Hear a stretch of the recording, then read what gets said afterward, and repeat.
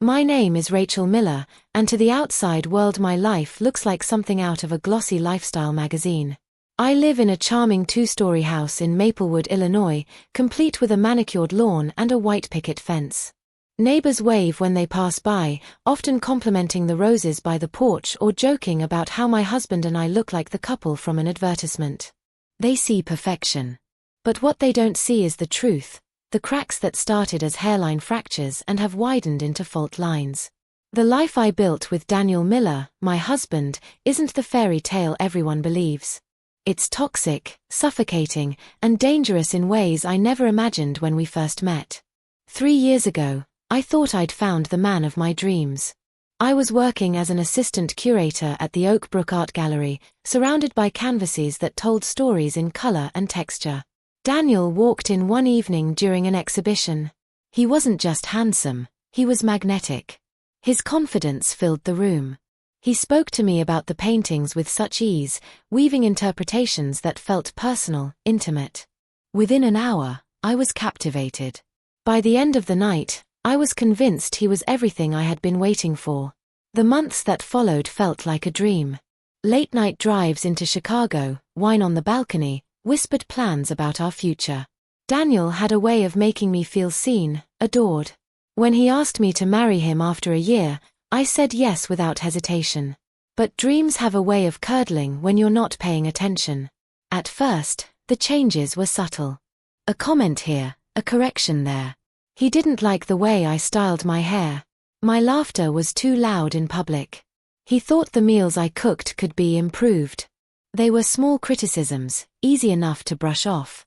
But they multiplied, weaving themselves into our daily life like thorns hidden beneath roses. Soon I was walking on eggshells, rehearsing every word in my head before speaking, terrified of setting off a storm.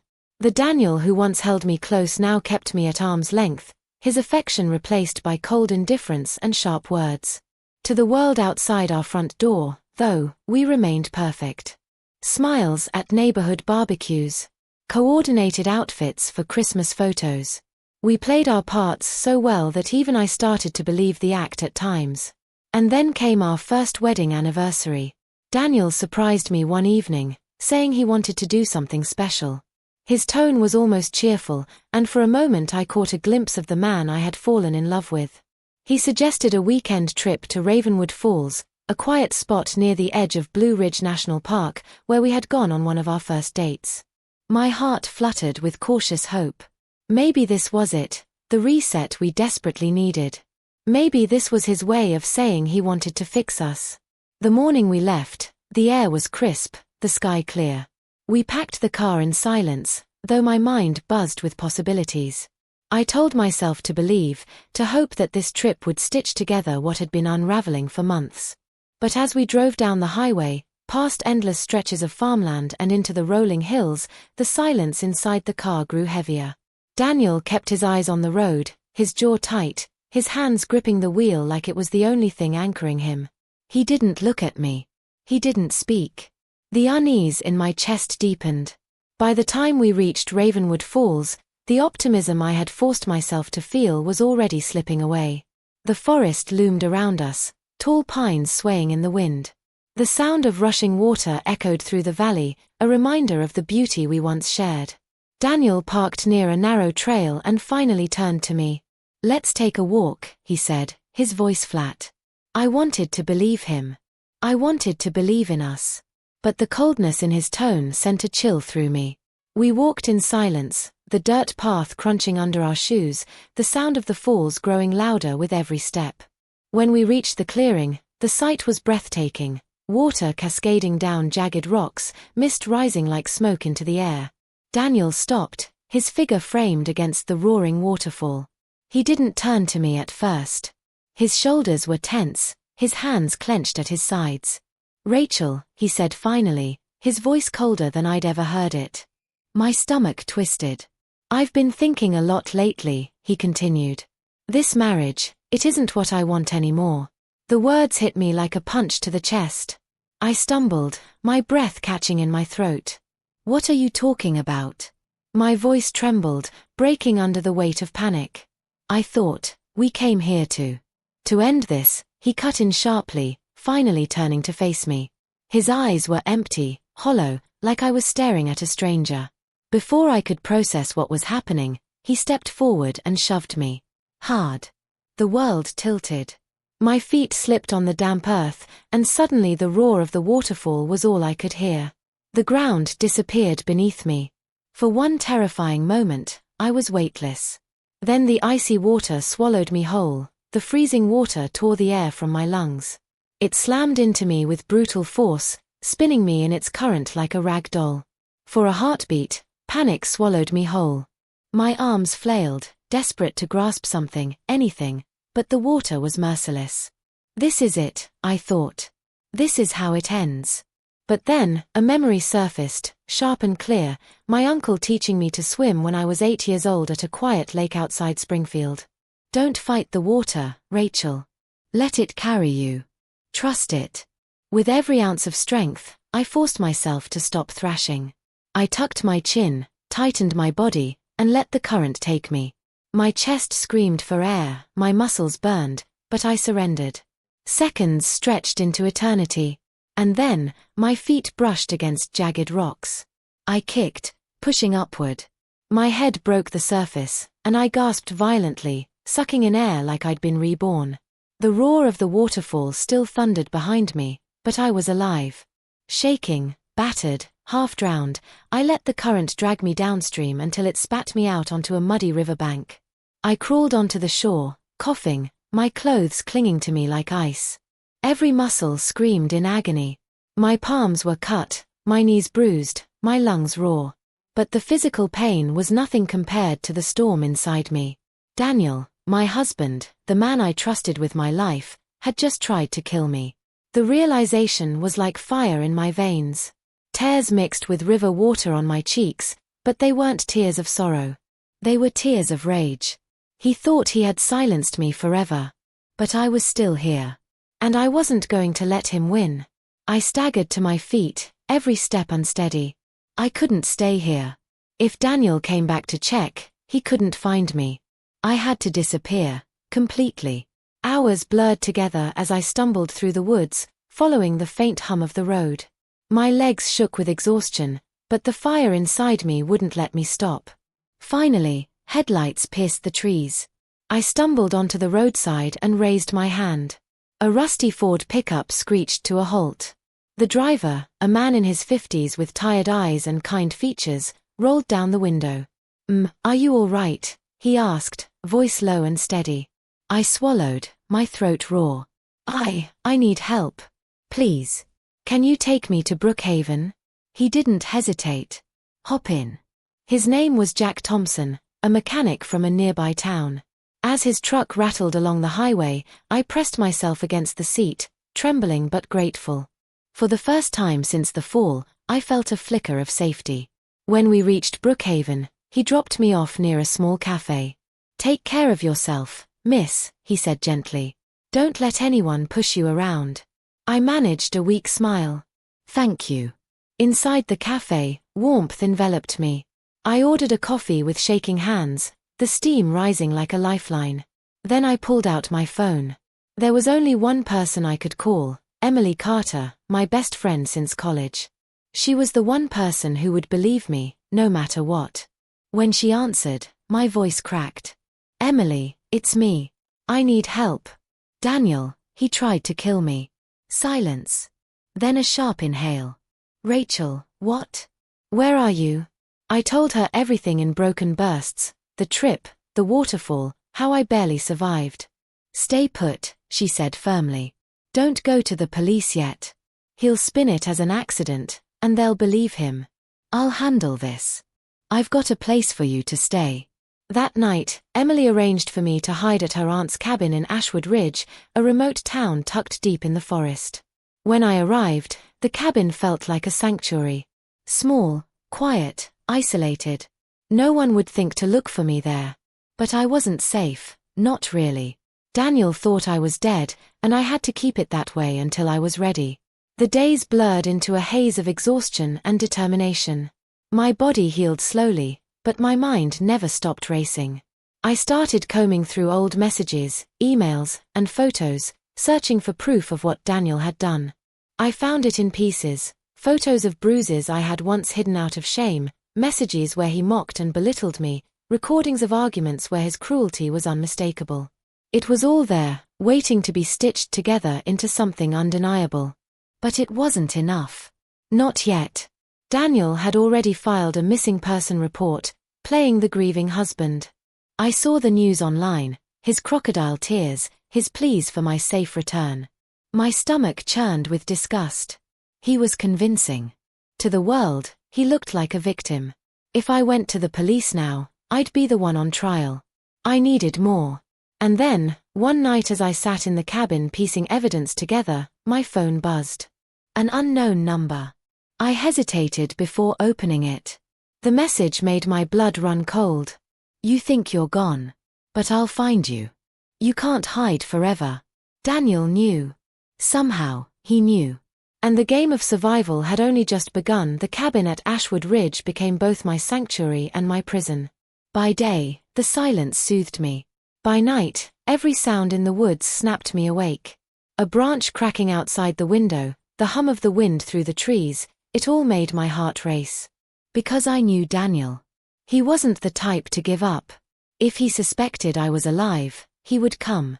And after that text, I knew he suspected. You think you're gone. But I'll find you.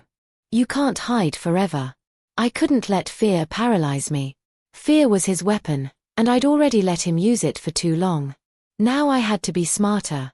Stronger. Emily visited often, always under the cover of night, bringing groceries and supplies. Her steady presence reminded me I wasn't entirely alone.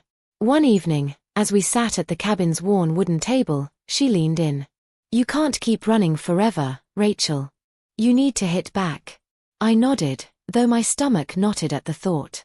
If I go to the police now, he'll twist it. He'll make them believe I'm unstable, or that it was an accident. Then we don't go to the police. Not yet. We build something he can't twist. And so we started.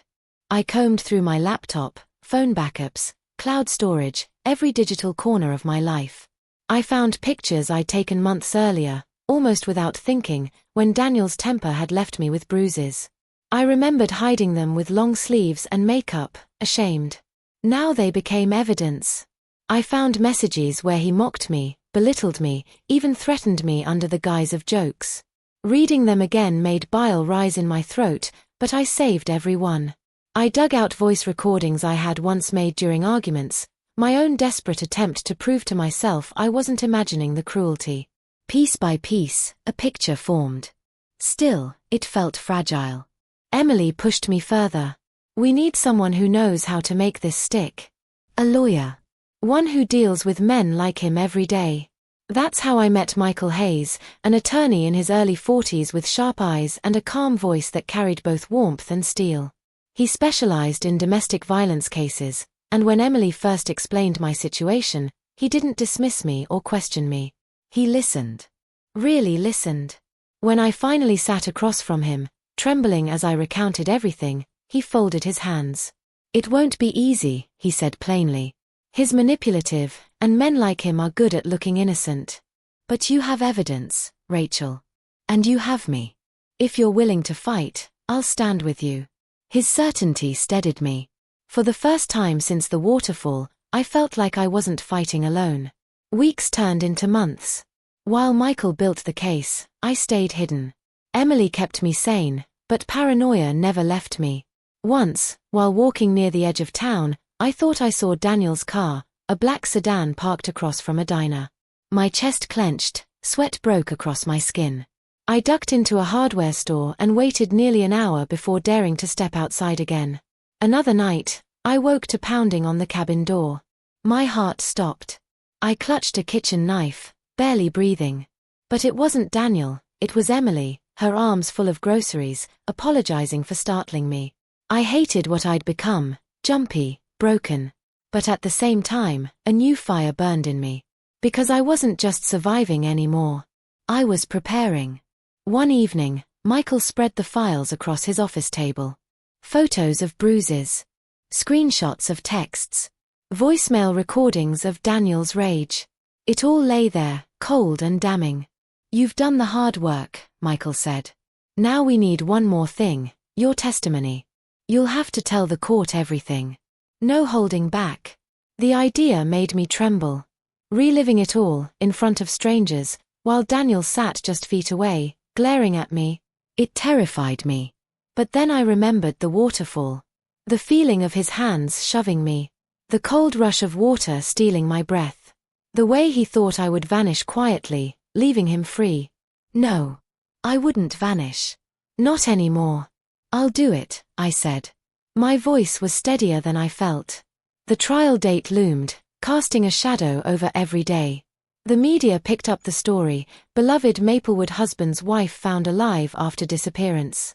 Daniel painted himself as the grieving spouse who'd done everything to find his wife. The lies sickened me, but Michael warned me, let him talk. The more rope he has, the tighter it will hang him. Then came another text. This one, chilling in its simplicity. "See you soon." My hands shook as I showed Emily. She clenched her jaw. Let him come. This time, he won't win. The night before the trial, sleep evaded me. I stood by the cabin window, watching the moonlight paint silver streaks across the forest. I thought about who I'd been when I first met Daniel, hopeful, naive, blinded by charm. And I thought about who I was now, scarred, but alive. The waterfall hadn't destroyed me. It had remade me. Tomorrow, I would face him. Tomorrow, I would speak the truth out loud. And tomorrow, Daniel Miller would finally learn that the woman he tried to kill was stronger than he ever imagined. The courthouse in downtown Springfield was a building of cold stone and sharper edges. Reporters gathered on the steps, microphones in hand, their voices carrying across the plaza. To them, this was just another story: a missing wife returned, a husband accused. But to me, it was my life. Michael walked beside me, his calm presence grounding me. Emily was just behind, her hand brushing my arm as if to remind me she was there. Inside, the air was heavy with tension. Daniel sat at the defendant's table, dressed sharply in a suit, his hair perfectly combed. He looked calm, collected, like the same charming man who once swept me off my feet. But I could see it in his eyes, the flicker of rage, the recognition that I was alive, that his plan had failed. When my name was called, my legs nearly buckled. But I forced myself forward, each step carrying me closer to the stand. I raised my hand, swore to tell the truth, and sat down. "Ms. Miller," the prosecutor began, "can you tell the court, in your own words, what happened on the day of June 12th at Ravenwood Falls?" My throat tightened. For a moment, the roar of the waterfall filled my ears again. I felt his hands on my shoulders, the shove, the cold water swallowing me. My chest ached with the memory. But then I looked up, and met Daniel's eyes. He smirked, just barely, as if daring me to falter. And something inside me hardened. I spoke. I told the court everything: how the marriage had decayed, how the criticism turned to cruelty, how the man I once loved had become a stranger. I described the bruises, the belittling, the manipulation. I spoke of Ravenwood Falls, of his words, of the shove that sent me tumbling into the abyss. As I spoke, the courtroom fell silent. My voice wavered at times, but I didn't stop. I laid bare every wound, every betrayal. By the time I finished, the silence was deafening. The defense attorney tried to twist my words. He suggested I was exaggerating, that I had slipped accidentally, that grief and paranoia clouded my judgment. But then Michael rose, calm and deliberate. He presented the photos, the bruises I had once hidden. He played the recordings of Daniel's voice, sharp and cruel. He read the threatening messages, his voice steady, letting the words cut through the courtroom like knives. And then he displayed the text I had received after my death. "You think you're gone. But I'll find you." The facade cracked. I watched it happen. Daniel's jaw tightened, his composure slipping. His lawyer whispered frantically, but Daniel's hands clenched, his face pale. Finally, in a moment of desperation, he snapped. "I did it," he shouted, his voice echoing off the stone walls. "I tried to kill her. She was supposed to be gone." Gasps rippled through the courtroom. The judge banged his gavel, calling for order, But the damage was done. The truth was out. The trial ended swiftly after that. The judge's voice rang out, firm and final. Daniel Miller, you are sentenced to 15 years in prison. The gavel fell, and with it, the weight I had carried for years. Outside the courthouse, cameras flashed. Reporters shouted questions. But their noise barely reached me. All I felt was the air filling my lungs, free and unshackled. Emily hugged me tight, her voice fierce in my ear. You did it. You're free. Michael's hand rested on my shoulder. This isn't just survival, Rachel. This is victory. And he was right. The months that followed were a whirlwind. Healing wasn't instant, it came in waves, some days easier than others. But I was no longer just surviving. I was building. With Emily's help, I poured my energy into something new, Phoenix Rising, an organization dedicated to helping victims of domestic violence. We started small, support groups in church basements, legal clinics run by volunteers. But the need was overwhelming. Calls came in from women across the state, desperate for a way out, for someone to believe them. And we were there. One evening, I stood before a room of women at our first official Phoenix Rising event. Faces young and old, eyes filled with fear but also with hope. I shared my story, not as a victim, but as someone who had clawed her way back from the edge of a waterfall and lived to tell it. You are not alone, I told them. You are not weak. And you are not broken. You are stronger than the people who tried to silence you. I know, because I am standing here with you. The applause that followed wasn't just for me. It was for all of us, for survival, for strength, for the promise of new beginnings. A year later, on the anniversary of that day at Ravenwood Falls, I returned. The water still roared, mist rising into the air. I stood at the edge, not in fear this time, but in defiance. I thought of Daniel, locked away, his power over me gone. I thought of the woman I had been, the one who thought love meant enduring cruelty, the one who almost lost everything. And I thought of the woman I had become. The waterfall hadn't been the end of me. It was the beginning.